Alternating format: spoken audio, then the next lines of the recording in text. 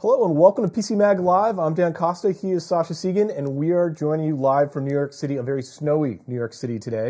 And we've got a great show for you. We're going to answer some of your reader questions. We're going to show you one cool thing, which Sascha will eventually put down. This is very soothing. I imagine it looks soothing. And of course, get to the top tech news of the day. CES is right around the corner, so there's going to be a lot of news there. But let's start with a big story today that we've got up on PCMag.com, which is bold predictions for 2014. We've got a great story. We've got some really good, accurate predictions. The one that jumped right out at me was Tim Beharin, one of our columnists, predicted that Apple is going to release a large, business-oriented iPad in the first half of next year. And Tim's the kind of guy that knows about these things. I like how you call them accurate predictions. They are. They're we accurate don't know predictions. whether or not they're going to be accurate. I have faith. Okay. Well, I mean, the iPad that Tim has been talking about is the one which people have been jokingly called the MaxiPad. Which is this 12-inch iPad, which Apple is supposed to bring out. Supposedly, Apple is going bigger with everything next year. They're going to have bigger screen iPhones. They're going to have a bigger iPad. Of course, they're going a little smaller here with my precious. If you stroke it like that, does it go to sleep? Is that one of the gesture controls? It's actually putting me to sleep. It's really calming me down to stroke the Mac Pro like this. But other predictions that we have in our big story. Gary Davis from McAfee says that Bitcoin will be counterfeited. Yeah, this is the whole thing that was supposed to be cryptologically sound and impossible to break, but you're already starting to see the currency start to crack under the pressure. And of course, the FBI has to sell all of their inventory. That's going to destabilize the market as well. And then what I want to know is, what is the exchange rate right now between Dogecoin and Kanye coin? Yeah. Okay, as all of these silly little cryptocurrencies proliferate, we're entering. Like, Bitcoin is only the beginning. We are entering virtual coin chaos. Yeah, we're going to have to do a guide to your cryptocurrency, a decoder, if you will. So lots of tech predictions on PCMag.com. Check out the website. Also a new website design. I'll tease just a little bit. My prediction is that I'm going to be using this a lot next year. Good luck with that. Also in the news, AT&T is offering consumers a credit to switch from T-Mobile. It is a whopping $450 credit. That seems like a lot of money. I mean, it's a decent deal. It's not an awesome deal, because what you do is you get a $200 bill credit, plus the other $250 is in trade-in, and that is often less than you would get for your relatively new smartphone on eBay. Yeah. So it's at least a $200 credit. And what's interesting is that this is targeted directly and only at T-Mobile customers. So AT&T finally sees T-Mobile as a threat.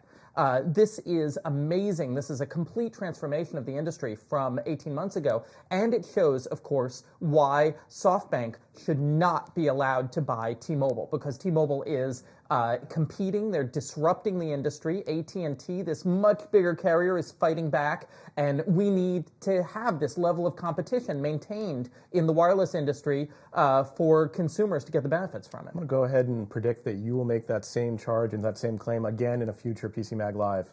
Sascha feels very strongly about that merger. Also in the news, YouTube is, we think at CES, going to show us 4K streaming that will be low bandwidth. Right now, we're thinking a 4K stream is going to take about 15 megabits per second.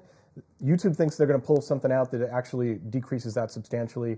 I don't know how they do it. Well, the whole TV industry desperately wants 4K to happen because they want to sell new TVs, and 3D completely failed. And the content industry desperately wants 4K to happen so that they can resell new content, and 3D completely failed. But the problem with 4K is that our broadband connections here in the United States are generally so expensive and so bad that most Americans can't get 4K streams. So Google says that they have a new low bandwidth codec, VP9, and YouTube is going to show it off, and hopefully this will solve the problem, and you'll be able to get 4K in maybe not the bandwidth of a DSL connection, but at least the cable connections that a lot of people have. Yeah, that will be very exciting, because the only knock on 4K, it looks great. There's the only no way knock to on it is deliver there's it. no way to deliver it, and therefore there's no content available for it. That has been Top Tech News. We will get more news this weekend. Let's move on to our reader question of the day. Today our question is from Wolfgar. He wants to know what we are most excited to see at CES this year.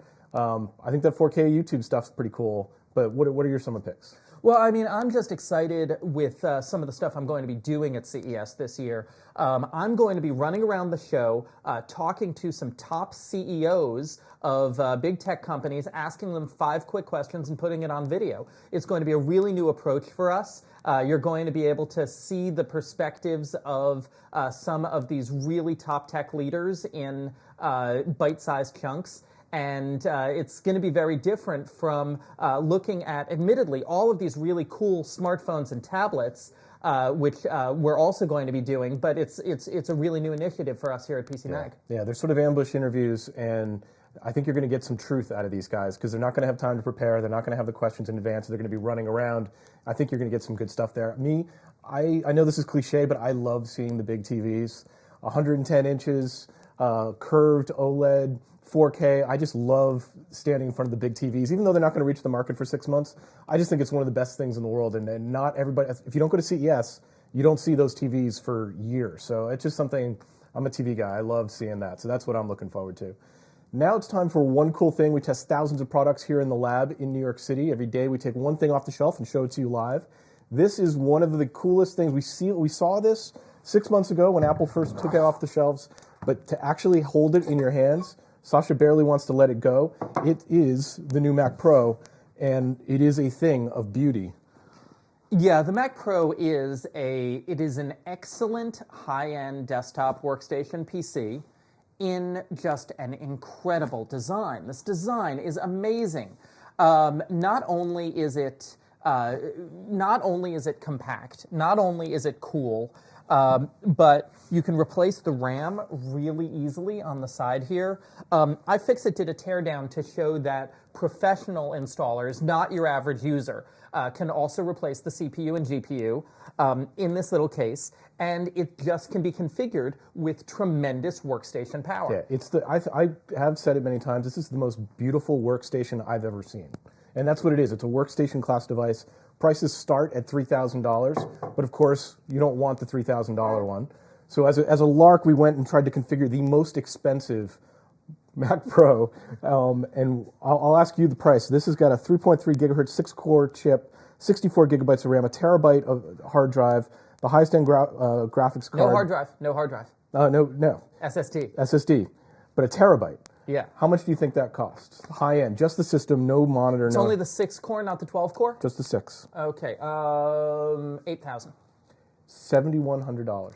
$7,000. See? You throw in the 4K monitor, that's another $3,600. So basically, you're going to clock in, you get the apps, you get the software for it.